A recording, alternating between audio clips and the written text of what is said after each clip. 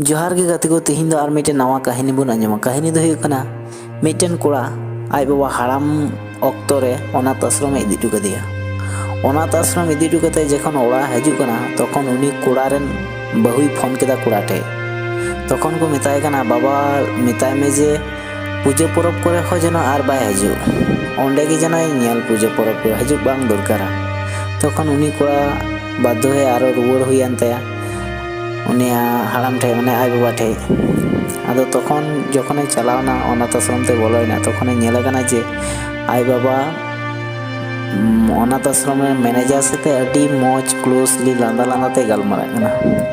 लांदा लांदा ते गालमारा कना जेहेतु नेल के दिखाय आय गे अबा कना। आदो चलाव कते कुली दे कना मैनेजर को कुली दे कना इन बाबा साथे दो तीन दिन खना परिचय मेना मे आम दो।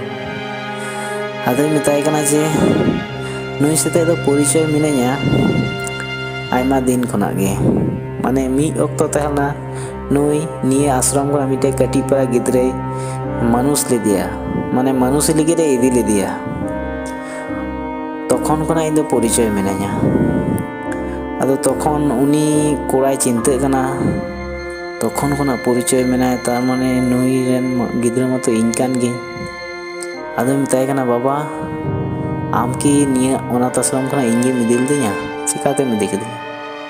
आदो तखन उनी आय बाबा लेदा बाबू आम जखन कटी गिम तहलना आम गोय गोय बगिया में थेना आदो निये अनाथ आश्रम रिको अगुलेद मिया।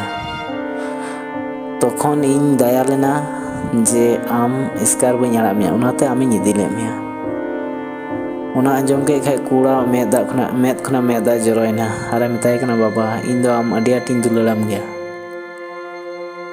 अडी आटिन दुलाराम गया बाबा इन दो आम अडी आटिन दुलाराम गया मेनखान टाइम बई एम दड़िवाम कानते इन नोडे अगु आका मिया।